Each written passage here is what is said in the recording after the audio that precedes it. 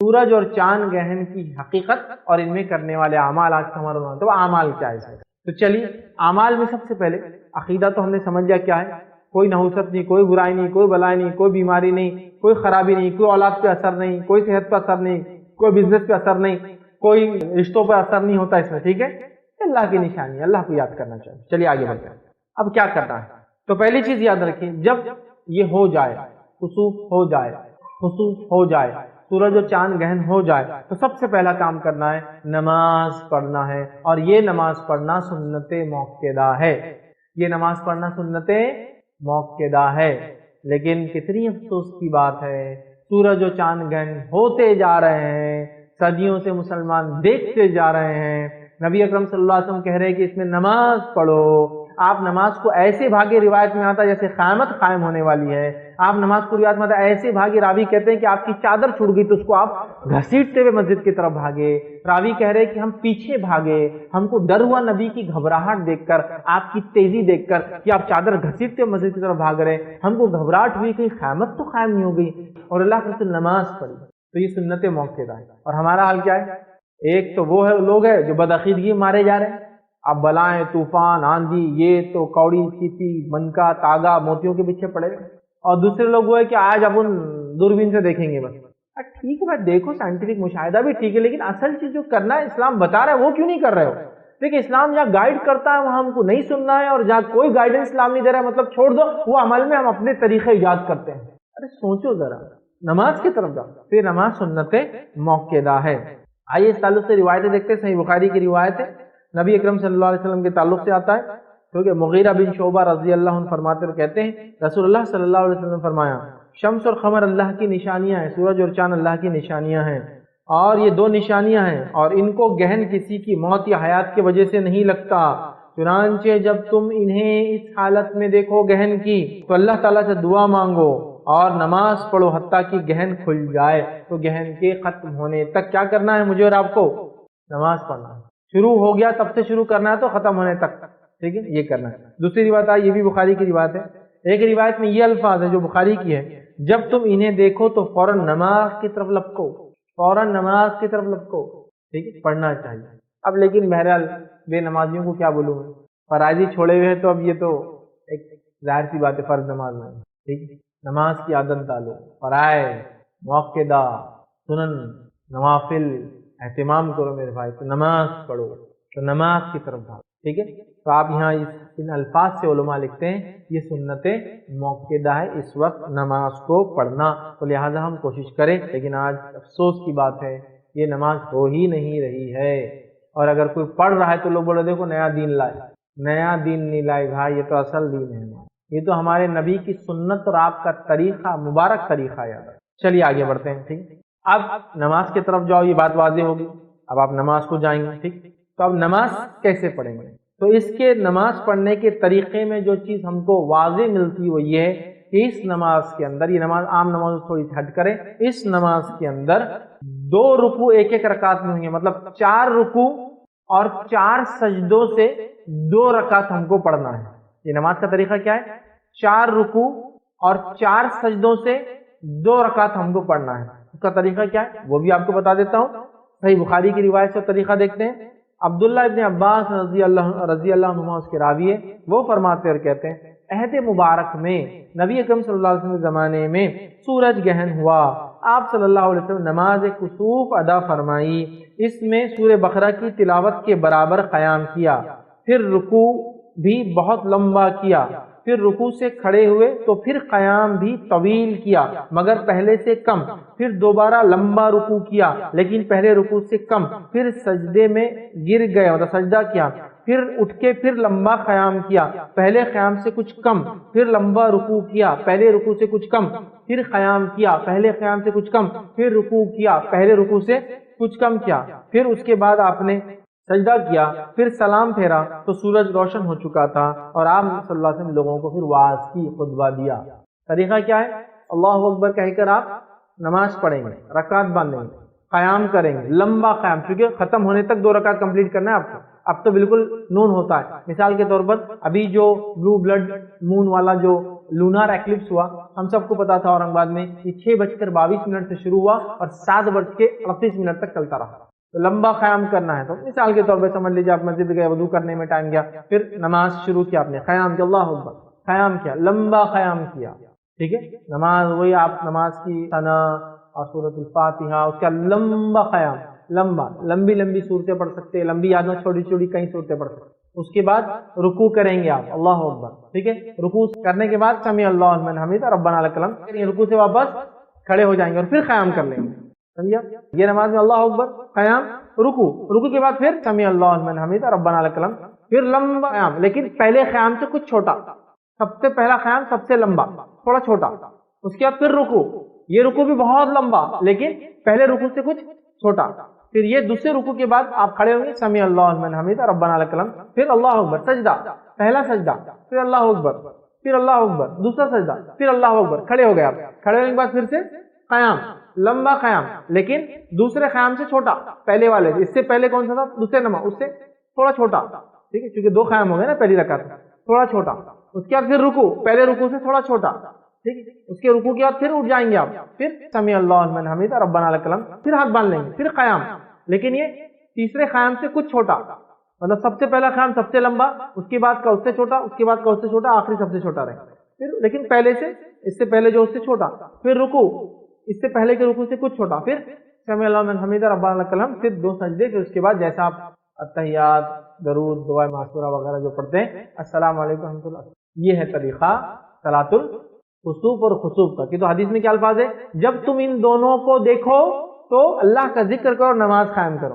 حالانکہ اللہ کے رسول نے سورج گہن کی نماز پڑھی, لیکن فرمایا کیا, جب تم ان کو دیکھو سورج اور چاند گہن کو تو تم کیا کرو, نماز پڑھو. تو ہم کو دونوں کے لیے نماز پڑھنا ہے, ٹھیک ہے. لیکن اللہ کے رسول نے بنفس نفیس کون سی نماز پڑھی, خود وہ تھا سورج گہن کا, جب آپ کے بیٹے ابراہیم رضی اللہ عنہ کا انتقال ہوا. سمجھ گیا بات کو. تو بہرحال یہ ہوا.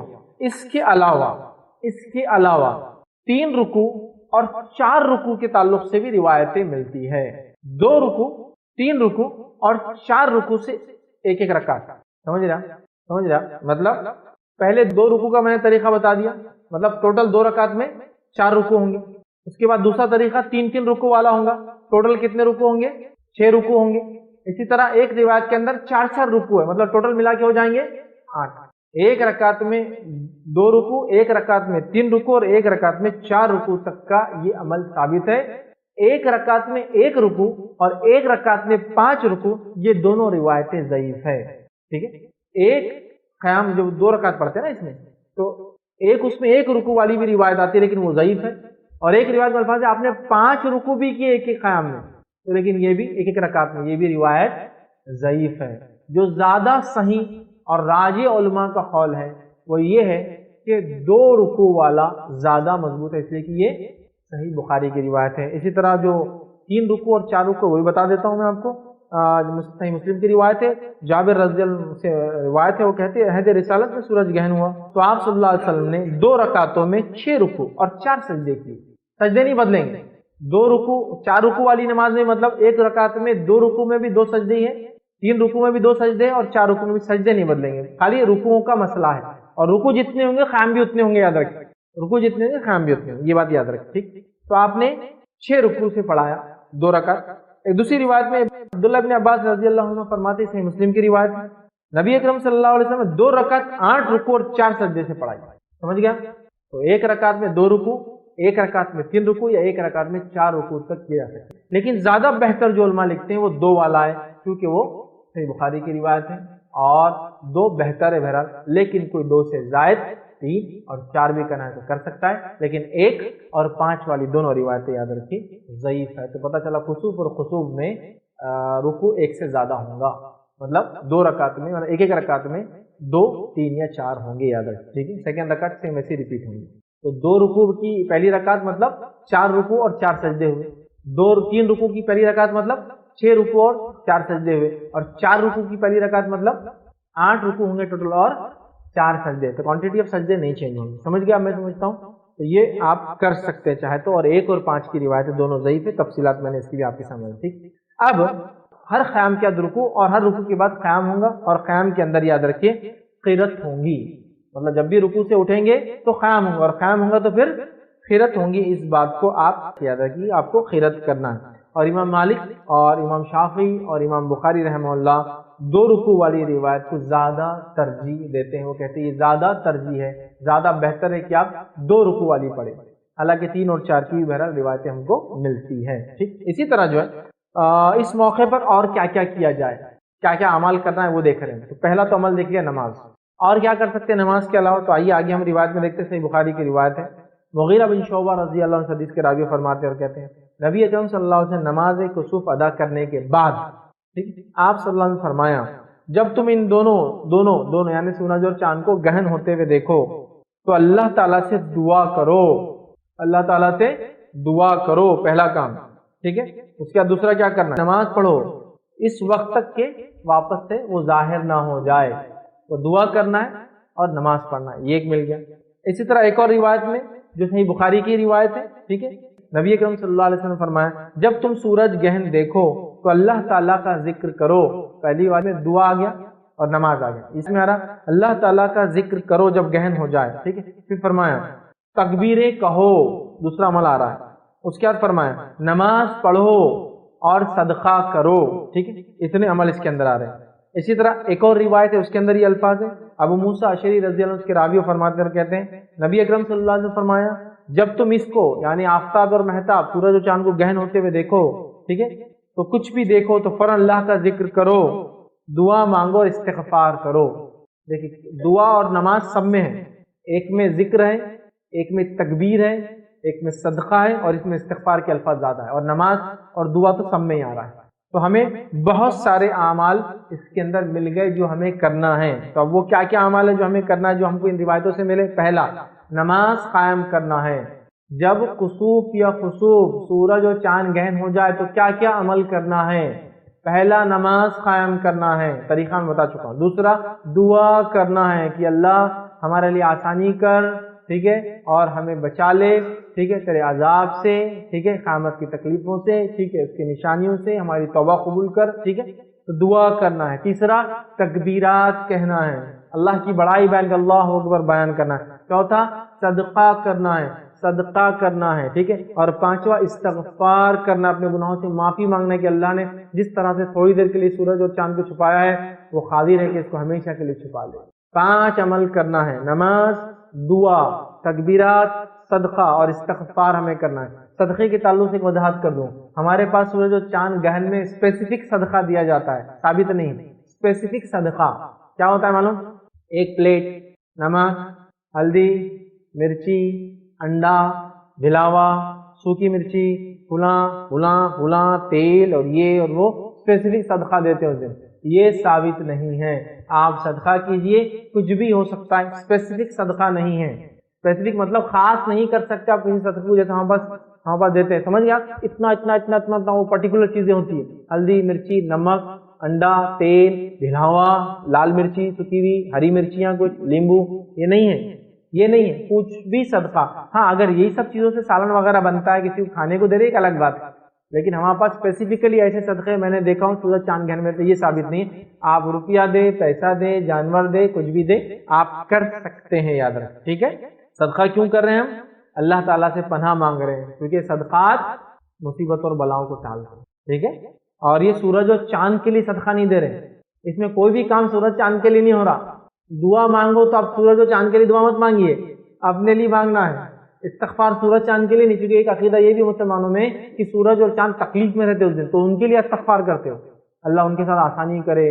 یہ تو پہلے سائنٹیفک نالج نہیں تھا، سمجھتے گھس جاتے ایک دوسرے میں، پتہ نہیں کیا ہوتا، کولائڈ ہو جاتے، تو وہ دعائیں کرتے تھے، تکلیف میں بولتے تھے سورج چاند سے لال ہو جاتا بولے سورج اور چاند، یہ سب نہیں ہے، ان سائنٹیفک باتیں ہیں سب، اور یہ شرعی پوائنٹ آف ویو سے بھی کچھ بھی نہیں۔ تو دعا اپنے لیے، استغفار اپنے لیے، صدقہ اپنے لیے، ذکر اللہ کا، تکبیرات بیان کرنا ہے، اور ساتھ میں نماز قائم کرنا ہے۔ 5 اعمال کرنا ہے جب یہ چیزوں میں سے کوئی گھٹنا سورج اور چاند ہو جائے، کسوف یا خسوف ہو جائے، تو آپ کو یہ کام کرنا ہے، ٹھیک ہے۔ آئیے آگے بڑھتے ہیں۔ یہ کسوف اور خسوف کی نماز مرد اور عورتیں دونوں کے لیے ہے۔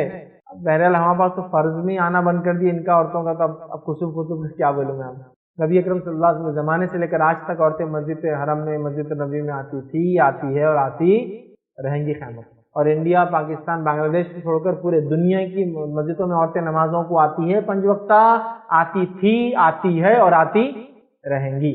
لیکن ایک بڑا افسوسناک بات ہے کہ انڈیا، پاکستان میں، بنگلہ دیش میں پورے لچے، لفنگے، موالی، گنڈے مسجدوں کے باہر بیٹھتے ہیں، لہٰذا چھیڑ چھاڑ کے امکانات بڑھ جاتے ہیں. اس لیے ہم لوگ احتیاطاً فتنہ نہ ہو بلکہ عورتوں کو نہیں بھیجتے ہیں، کیونکہ یہاں شریف لوگ نہیں رہتے نا.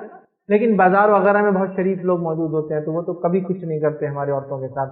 کالجز کے اندر بھی بڑی شرافت کا عمل ہوتا ہے ہماری بچیوں کے ساتھ، تو کوئی مسئلہ ہی نہیں. وہاں تو نیک لوگ ہی ہوتے ہیں، وہاں تو پورے اللہ کے ولیاں رہتے ہیں پورے.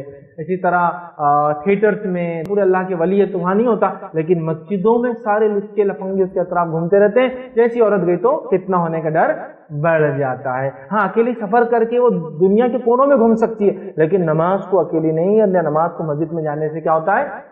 فتنہ ہوتا ہے. تو شاید ہم لوگ یہ انڈیا، پاکستان میں دنیا کو یہ بول رہے ہیں کہ ہاں پورے لچے لفنگے موالیاں ہمارے پاس ہی ہے، اور مسلمان یہ بول رہے ہیں کہ ہاں ہمارے کمیونٹی میں اتنے گندے لوگ ہیں کہ ہماری عورتیں مسجد کو نہیں جا سکتی نماز پڑھنے.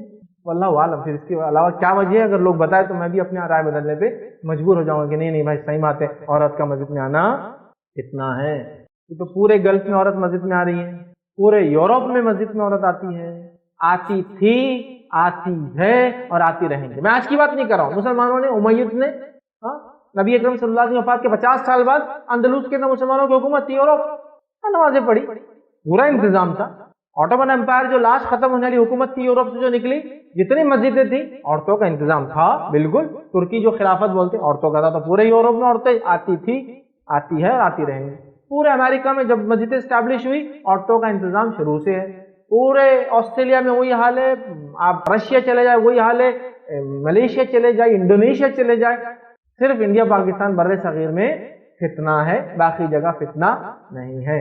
تو ہم لوگ کیا بولنا چاہ رہے ہیں مجھے نہیں پتا، کہ شاید ہمارے پاس اتنے برے لوگ ہیں، یا پھر ہماری عورتیں اتنی بری ہیں کہ باہر آگے فتنہ کر دیتی، تو لہٰذا مسجد کو بچانے کے لیے ہم لوگ ان کو آنے نہیں دیتے. سوچو مسلمانوں، سوچو. تو یہ نماز مرد اور عورتیں دونوں پڑھیں گی. دونوں کے اس لیے کہ اس واقعات میں جو راویوں کے میں نے نام لیا، مائی عائشہ نے ایک حدیث روایت کی، اللہ کے رسول نے یہ فرمایا، نماز پڑھائی ہم کو. اور ایک روایت میں اسما رضی اللہ عنہا جو عائشہ رضی اللہ عنہ کی بہن ہے وہ بھی موجود تھی، اور انہوں نے کہا اللہ کے رسول نے خیرت کی اور ہم نے خیرت سنی. نماز میں خیرت بھی ہوتی ہے، سنی تو عورتیں تھی، انہوں نے اس لیے نماز کو سنا، خیرت کو سنا. یہ بات کو ٹھیک ہے. تو بہرحال مرد اور عورتیں دونوں کے لیے. اب نماز کسوف باجماعت ادا کرنا چاہیے، یہی سنت ہے، یہی راجح ہے، یہی درست اور بہتر ہے. ٹھیک ہے. نبی اکرم صلی اللہ علیہ وسلم نے دیکھیے اس کے تعلق سے امام بخاری نے جو ہے ایک باب باندھا بخاری کے اندر، اور باب قائم کیا صلاۃ الکسوف جماع. ایک باب باندھا کہ کسوف کی نماز جماعت کے ساتھ.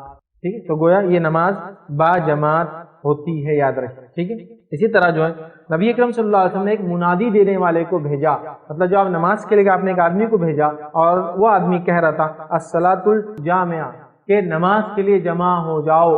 تو گویا اذان نہیں دی جائیں گی اس کے لیے، یہ نماز میں کوئی اقامت بھی نہیں ہے، لیکن اس نماز کے لیے آواز دی جا سکتی، نماز کے لیے جمع ہو، نماز کے لیے مسجد میں آ جاؤ. یہ کہنے میں کوئی حرج نہیں. جدید دور میں واٹس ایپ وغیرہ کے ذریعے آپ بول سکتے نماز کو آ جاؤ. مطلب بلانا مقصود ہے، اس میں کوئی اذان نہیں ہے، اس میں کوئی اقامت نہیں ہے. تو اللہ کے رسول نے ایک شخص کو بھیجا، یا اللہ کے رسول نے خود کہا نماز کے لیے جمع ہو جاؤ، یعنی نماز کے لیے جمع ہو جاؤ. نبی اکرم صلی اللہ علیہ وسلم نے منادی دینے والے کو بھیجا اور اسے کہا کہو نماز کے لیے جمع ہو جاؤ. اس نے اعلان کیا اور لوگ نماز کے لیے جمع ہو گئے.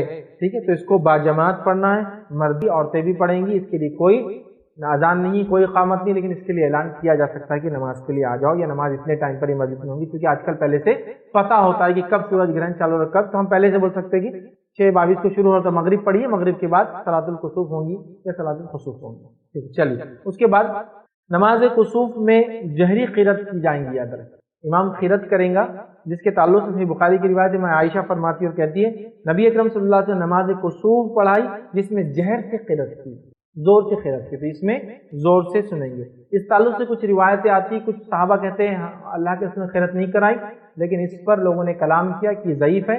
تو میں عائشہ کہتی ہے کہ انہوں نے قرات کی، مطلب سنے آ رہی تھی عورتوں کی سب تک جو ہے آواز. ٹھیک. اور اس کے علاوہ یاد رکھیں نماز کسوف کے بعد جو خطبہ دینا بھی یہ درست ہے اور سنت ہے۔ بخاری کی روایت ہے، نبی اکرم صلی اللہ علیہ وسلم نے نماز کسوف پڑھائی، نماز سے فارغ ہونے کے بعد اپنے واعظ و نصیحت کرتے ہوئے فرمایا، بے شک شمس اور قمر، آفتاب اور مہتاب، سورج اور چاند، سن اینڈ مون، آپ نے فرمایا اللہ تعالیٰ کی دو نشانیوں میں سے نشانیاں ہیں، اور یہ کسی کے جینے اور مرنے سے آتی اور جاتی نہیں ہے۔ چونکہ لوگوں میں کیا غلط فہمی ہو گئی تھی، آپ کے بیٹے ابراہیم رضی اللہ عنہ کے انتقال کی وجہ سے سورج گرہن، سمجھ گیا؟ تو خطبہ دینا بھی مشروع ہے، یہ بھی سنت ہے، یاد رکھیے، ٹھیک ہے؟ تو دے سکتا آدمی۔ اسی طرح حضرت عائشہ رضی اللہ عنہا اور حضرت اسماء رضی اللہ عنہا فرماتی ہیں کہ نبی اکرم صلی اللہ علیہ وسلم نے نماز پڑھانے کے بعد خطبہ دیا، یاد رکھیے، یہ بھی بخاری کی روایت ہے، خطبہ امام دے سکتا ہے۔ اس کے بعد جو ہے نماز کسوف کے لیے اذان اور اقامت، یاد رکھیے، ثابت نہیں ہے۔ نماز کسوف اور خسوف سے اللہ تعالیٰ کا مقصود یہ ہے کہ اپنے بندوں کو ڈرائے، تاکہ وہ ایک یاد دہانی کر لے کہ اللہ نے جس طرح تھوڑی دیر کے لیے ان کو بے نور کیا ہے، یہ مکمل طور سے ان کو بے نور کر سکتا ہے۔ بخاری کی روایت میں الفاظ ہیں، لیکن اللہ تعالیٰ ان دونوں یعنی آفتاب اور مہتاب کے گہن کے ذریعے اپنے بندوں کو ڈراتا ہے، یہ اللہ کے رسول صلی اللہ علیہ وسلم نے فرمایا تھا۔ تو خطیب بھی خطبے میں لوگوں کو ڈرائیں گا، واعظ اور نصیحت کریں گا، یاد رکھیں، ٹھیک ہے؟ اب عمل کیا کرنا ہے؟ 5 عمل ہو گئے۔ اب وہ عمل کی ترتیب کیا ہوں گی وہ بھی رکھ دیتا ہوں، آپ کیسے کیسے کرنا ہے۔ تو 9 عمل ہے جو ٹوٹل کرنا ہے۔ 5 اعمال کو ترتیب کے اعتبار سے 9 ہوتے ہیں۔ وہ کیا کیا چیزیں؟ جلدی مسجد میں آنا، نبی اکرم صلی اللہ علیہ وسلم فوراً آئے، چادر گھسیٹتے ہوئے چھوٹ گئی تو آئے، اور راوی کہتے ہیں ہم کو ڈر لگا کہ خیمہ تو نہیں آئیں گے۔ جلدی مسجد میں آنا، لوگوں کو بلانا، آپ نے بلایا، لوگوں نماز کے لیے جمع، لوگوں کو بلانا، جماعت بنانا، تیسرا کام جماعت بنانا، مرد عورتیں دونوں ہو سکتی ہیں۔ چوتھا کام لمبی نماز پڑھنا، اتنی کہ کسوف یا خسوف ختم ہو جائے۔ 5واں خطیب کا نماز کے وقت خطبہ دینا، واعظ و نصیحت کرنا۔ 6واں دعائیں مانگنا۔ 7واں تکبیرات کہنا۔ 8واں صدقہ دینا۔ 9واں استغفار کرنا۔ عمل تو 5 ہے، لیکن ترتیب ملا کے پورا اگر کرے تو اتنے اعمال ہے جو کر سکتے، اتنے اعمال جو ہے کر سکتے ہیں، ٹھیک ہے؟ اب ان اعمال میں حائضہ عورت کیا کرے؟ ٹھیک ہے، نماز تو پڑھ نہیں سکتی۔ ایک اور سوال کا جواب دیتا ہوں۔ بہت سارے لوگ بولتے ہیں کہ ہر بار آپ کا لیکچر ہوا، کوئی بھی مسئلہ آیا تو حائضہ عورت برابر بیچ میں آ جاتی ہے، لیکن وہ میرے بھائی سمجھ نہیں پاتے۔ عورتوں کی کنڈیشن بالغ صرف 2 ہی ہوتی ہے، طہور یا حائضہ، باقی کی حالت یا حیض کی حالت۔ نفاس کی حالت جو کہ حیض کی قسم ہی سمجھ لیجیے، نفاس اولاد کی پیدائش کے بعد جو خون جاتا ہے، نفاس کی حالت یا طہور پاکی کی حالت۔ تو ہماری ماں بہنوں کی کنڈیشن 2 ہی ہوتی ہے، یا تو پاکی یا تو حائضہ۔ اب جتنے مسائل بیان ہوں گے تو دونوں کرنا پڑیں گے نا ان کے لیے۔ جو پاک ہے وہ کیا کرے؟ جیسا شب قدر کا معاملہ ہے، جو طہور میں ہے، پاکیزہ حالت میں، تو کیا کریں گے؟ نماز پڑھ سکتی، سب کر سکتی۔ جو ہماری بہنیں حائضہ ہے تو ان کے لیے مسئلہ تو بیان کرنا پڑیں گے نا۔ اب ایک عبادت کی بات ہو رہی ہے تو ظاہر سی بات ہے، سورج اور چاند گہن ہو رہا، تو 2 کنڈیشن میں سے ایک کنڈیشن میں عورت ہے، یا تو حائضہ ہے یا تو نفاس میں یا تو پاکیزہ ہے، تو دونوں کے لیے مسائل بیان ہوں گے نا، تو اس لیے آ جاتی ہے۔ ورنہ لوگ ہمیشہ ایک طنز کے طور پر پوچھتے ہیں فیض بھائی کا لیکچر ہوگا تو یہ تو آئیں گے، لیکن یہ تو اللہ نے اسی فطرت پہ لوگوں کو پیدا کیا عورتوں کو، تو دونوں میں سے کوئی کنڈیشن نہیں ہوگی۔ اب گہن ہو رہا ہے تو وہ کیا کرے؟ تو حائضہ عورت کیا کر سکتی ہے ان چیزوں میں؟ نماز چھوڑ کر باقی سارے کام کرے، لیکن وہ نماز نہیں پڑھ سکتی کیونکہ وضو غسل وغیرہ نہیں، تو وہ دعا کر سکتی ہے، وہ تکبیرات کہہ سکتی ہے، ٹھیک، وہ صدقہ دے سکتی ہے، اور وہ استغفار کر سکتی ہے، بس نماز والا عمل چھوڑ دو۔ تو حائضہ عورت کیا کریں گی؟ جب سورج اور چاند گہن ہوں گا، نماز چھوڑ کر باقی سارے اعمال وہ کر سکتی ہے، اس میں کوئی مسئلہ نہیں۔ کی دلیل کیا ہے کہ بہت سے لوگ پوچھتے ہیں اللہ کا ذکر حج کی حالت میں کیسے ہو سکتا، استغفار کیسے ہو سکتا؟ تو ان کو بیچاروں کو علم نہیں، اس لیے بتا رہا ہوں۔ نبی اکرم صلی اللہ علیہ وسلم کے ساتھ میں عائشہ حج کے لیے گئی، اور آپ ایک جگہ روتے بیٹھی ہوئی تھی۔ نبی اکرم صلی اللہ علیہ وسلم نے کہا کیا بات ہے عائشہ، کیوں رو رہی ہو؟ تو کہ اللہ کے رسول مجھے حیض آ گیا، میں آپ کے ساتھ حج پر آئی تھی اس نیت سے کہ آپ کے ساتھ حج کروں گے، حیض آ گیا۔ تو کہ اللہ نے آدم کی بیٹیوں کو اسی فطرت پر پیدا کیا ہے، this is something not in natural, یہ نیچرل ہے تو ہوتا ہی، اس میں کوئی مسئلہ نہیں ہے۔ تم کیا کرو؟ طواف چھوڑ کر باقی سب کرو، اور طواف چھوڑ کر باقی سب کرو۔ اور حج میں سب سے زیادہ کیا ہے معلوم آپ کو؟ تکبیرات ہے، اللہ کی بڑائی بیان ہے۔ حج پورا دعا ہے، معلوم آپ، حج پورا دعا ہے۔ جیسا نماز ایک مخصوص عبادت ہے، روزہ بھوک والی عبادت ہے، زکوٰۃ مال دینے والی عبادت ہے، حج دعا کرنے والی عبادت ہے۔ اور حج کا ایک واحد پیغام ہے، معلوم ہے، ایک ہی واحد پیغام ہے کہ اللہ ایک ہے، اس کے علاوہ کوئی شریک نہیں، جی اس کا سب سے بڑا پیغام توحید کا پیغام ہے۔ اور دعا، پورا حج دعا، حج جارے تو دعا، طواف میں دعا، سعی میں دعا، عرفات میں دعا، مزدلفہ میں دعا، دعا، حج دعا۔ تو میں عائشہ سے کیا کہا؟ طواف چھوڑ دو، باقی سب کرو۔ दुआ करो, इस्तग़फ़ार करो, तकबीरात बयान करो, तुम सब कर सकती हो आयशा। इसीलिए मैं कह रहा हूँ औरत नमाज छोड़कर अगर सूरज चांद गहन हो जाए तो वो दुआ कर सकती है, तकबीरात कर सकती है, इस्तग़फ़ार कर सकती है, सदका कर सकती है, और अगर पाकीज़ा है तो नमाज भी पढ़े। हो गया। तो ये मुकम्मल मसला दोनों के ताल्लुक से हो गया। आइए आगे बढ़ते हैं। नमाज आफात के ताल्लुक से भी कुछ बातें रखी, अपनी बात को इंशाल्लाह खत्म करेंगे। ये क्या है नमाज आफात? क्योंकि अल्लाह की जो निशानियां हैं, अल्लाह रब्बुल इज़्ज़त की जो निशानियां, उसकी कुछ नमाजें हैं, जिनमें से एक निशानी सूरज गहन है, दूसरी निशानी चांद गहन है।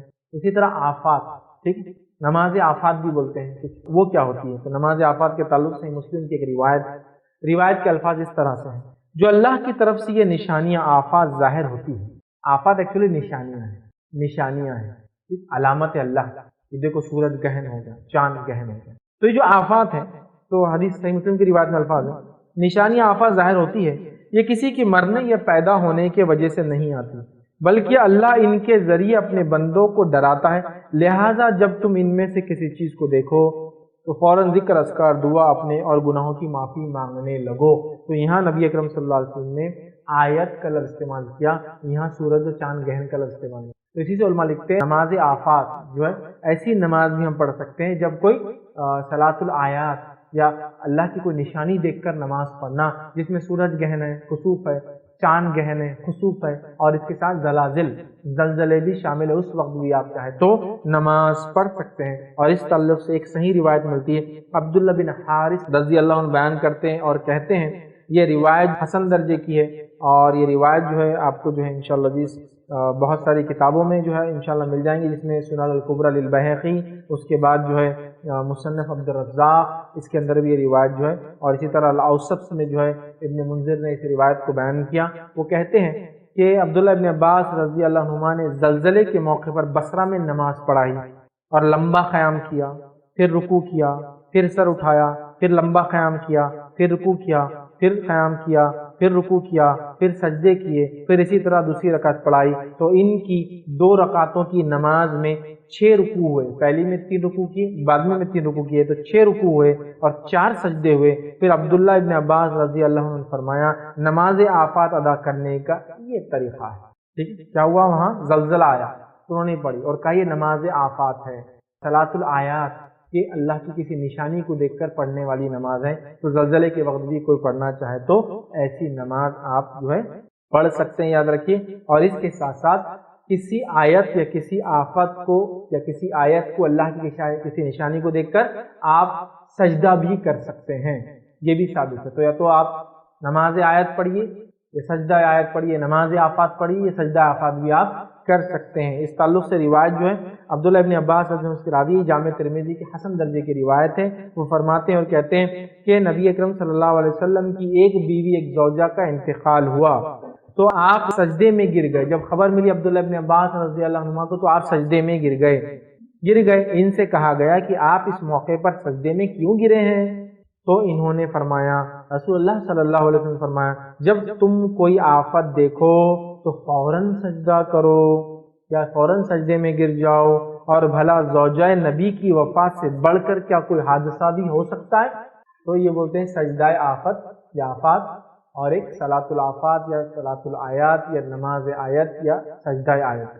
किसी निशानी, किसी बड़ी घटना, किसी अकरंस को देखकर आप ये सजदा भी कर सकते हैं, साथ में जलजले वगैरह पे नमाज भी पढ़ सकते हैं। तो सलातुल आयत मतलब कसौफ और कसौफ भी आयत है, अल्लाह की निशानियां हैं, जलजला भी अल्लाह की एक निशानी है। तो लिहाजा आप इन वक्तों पे नमाज पढ़ सकते हैं, 4 रुकू 2 रकात में और 4 सजदों के साथ। ठीक है, हमने देखा। तो ये चंद चीजें थी बहरहाल, जो सलातुल कुसूफ, सलातुल खुसूफ, और साथ में सूरज और चांद गहन की हकीकत और उसमें करने वाले आमाल हमने देखे। आमाल में हमने 5 आमाल देखे जो करना है, जिसमें से नमाज वगैरह की तफसीलात रखी। दुआ की मैं तफसीलात में नहीं जाना चाहता हूँ, दुआ आप जानते हैं क्या है, सब जानते हैं। अल्लाह की हम्द सना, नबी पे दरूद, और फिर अपने अल्फाज में आप दुआ कीजिए। तकबीरात अल्लाह की बड़ाई, सदका अल्लाह के नाम में खर्च करना, इस्तग़फ़ार है, आप इस्तग़फ़ार कसरत से करें।